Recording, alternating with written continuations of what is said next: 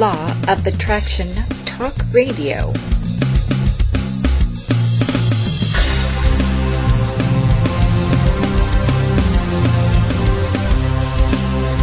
Get ready to be the best you can be. Stay tuned for the Law of Attraction Talk Radio with Jules.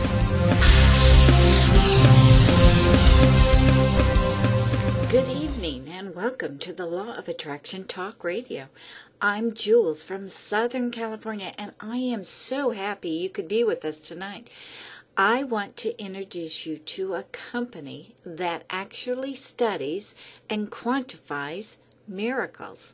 The company is Syleron, and through scientific research, they have developed actual tools that teach us to recognize our thoughts and emotions in which we can create a better future.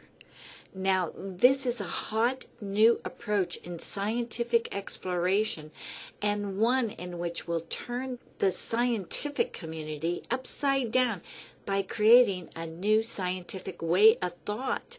Once again, science is now proving that metaphysical concepts that have been around for thousands and thousands of years are now true. And Syleron is the company that is bringing this truth to the forefront.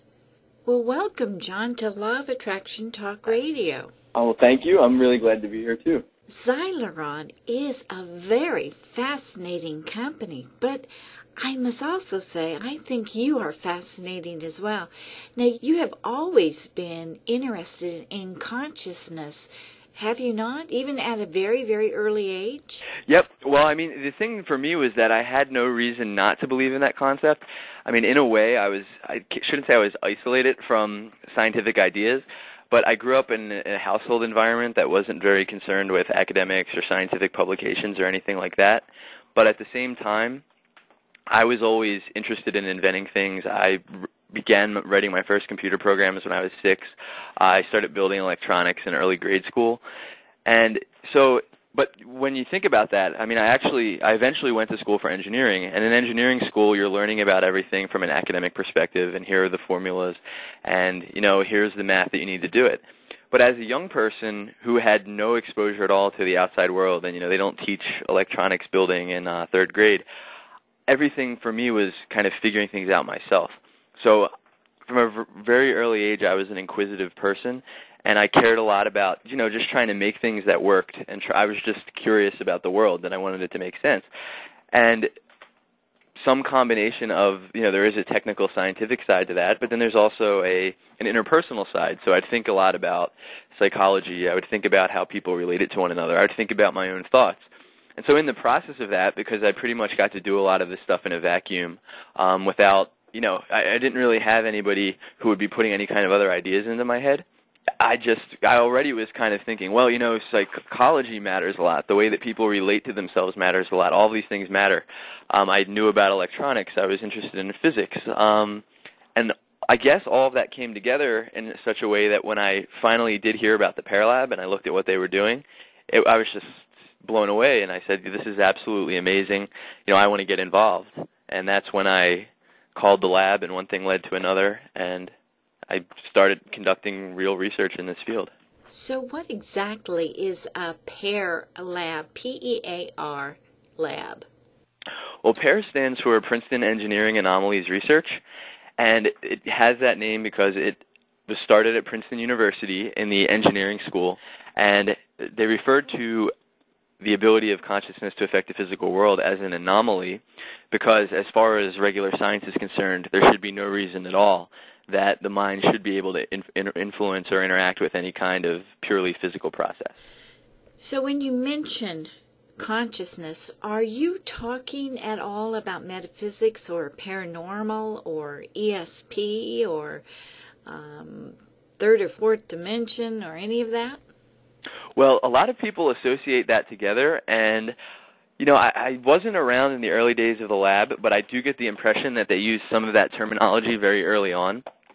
But personally, and nowadays, I don't really use those terms very much, and I don't relate to it that way. And the reason, and, this is just my own personal reasoning, is that the way that we got to these results was with physical devices in, basically well-controlled experiments. And what I think we're really finding is that there is this inseparable connection between the mind and the physical world. And I think that provides a mechanism or some support for concepts like, let's say, ESP or psychokinesis or remote viewing and all of these terms. But the thing is, and this may get too technical at some level, or it may seem like too much of an academic point, but my problem with that way of thinking about things is that it assumes that the universe works exactly as everybody thinks that it works in mainstream science, but that there are these one or two or five or seven like special forces, such as ESP or psychokinesis or something, that allow people to get these effects. The way that I look at it, and the way that I think my colleagues look at it nowadays, is that science is great, and a lot of our findings have been great, and our technological progress has been amazing. But it may be that some of our key fundamental assumptions about how the physical world works are wrong, and that doesn't invalidate what science has done, but it says, hey, you know what, we may be looking at the problem the wrong way. And when you take the data that we found and you start to look at the problem a little bit differently, when you just change the problem by saying, hey, you know what, maybe we can't completely separate consciousness out of physics. If you start looking at it that way, which is also a way that some of the early pioneers in quantum mechanics looked at things, or seem to have looked at things if you read their philosophical works. When you look at things that way, then you don't really need to start defining special phenomena such as ESP or psychokinesis or remote viewing or synchronicity. When you define the world a little bit differently, all of those effects kind of shake right out as sort of a natural part of how the universe works, and then it becomes more an issue of why aren't these processes more prevalent in human society right now, or why aren't we taking advantage of them? Well, that makes a lot of sense. I like that concept. Okay, in regards to the REG, how would I go about using it to bring about or to understand my intention? In the early experiments, the idea was that people would come in and they would sit down in front of a computer, and the computer would basically ask a very, very simple arbitrary question, and it was, is your intention to go high or is your intention to go low? And the reason it was called high and low is because after they chose an intention, a little line would start to be drawn on the screen, and the line could either move up or the line could move down. There's always essentially a 50% chance of the line going up and a 50% chance of the line going down. But in the experiments, a person would sit down in front of it and they'd say, my intention is to make the thing go high. And then literally, they're not hooked up to anything. They're not really doing anything. They're sitting there looking at a computer screen with a line that, could move one way or the other. And they're trying to make it go up, let's say, because they said their intention was high. What I was finding all the time is that people would come in, sometimes there were some people who were enthusiastic. There were some people who were taking part in the experiment as part of a project, or there are people for whom the experiment related to their life more or something like that. And you could almost tell that on certain days or when people were in certain states of mind, they would go in there and they'd get these very strong, significant, local results. They got their highs to go high, their lows to go low, and that would be very significant. So what this was really getting at is the idea that, there are times or there are states of mind, or there's something subjective about the people at any given moment that maybe makes them able to create outcomes that correspond with their intention of making the line go up or making the line go down. The reason you would use it would be to say, hey, today I'm in a great mood, or I've been doing this kind of meditation and I really feel like I'm in a special place. Let me see if I can influence the REG. Then you would go and do an experiment. It would be a subjective experiment. It would relate to your subjective feeling at that point in time, but you might find that you get a great result. And then on another day, let's say you're doing something else. You have an argument with somebody. You're feeling a little bit disturbed. You go to do it. And you can't you say, what is this? I was getting these great results the other day. Today I can't possibly get anything.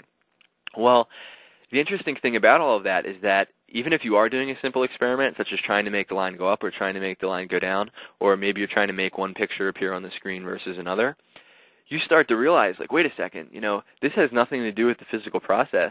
This has a lot to do with myself. It has to do with how I feel inside. It has to deal with how I'm relating to the process. So what ends up happening is you've got this physical system that's essentially providing you with real-time feedback about whether you're making it correspond with your intention or not. For other people, though, who are sincere about wanting to be able to get an effect and who are willing to look inside and try to understand themselves and try to understand their states of mind, they start to say, holy crap, I'm able to make this thing go one direction or another based on some subtle way of feeling open, of feeling connected, of relating to the world. It's very subtle. It's almost like in the subconscious mind or something, maybe even unconscious for some people. It's related to emotions. I mean, this is what's interesting, or what's particularly useful about the REG. They start to learn about the connection sort of between emotions, thoughts, deeper feelings, and their influence on the physical world. They see it at a very fine level that they couldn't have seen it with another process. To hear more of this wonderful interview, go to lawofattractiontools.com and click the orange RSS button.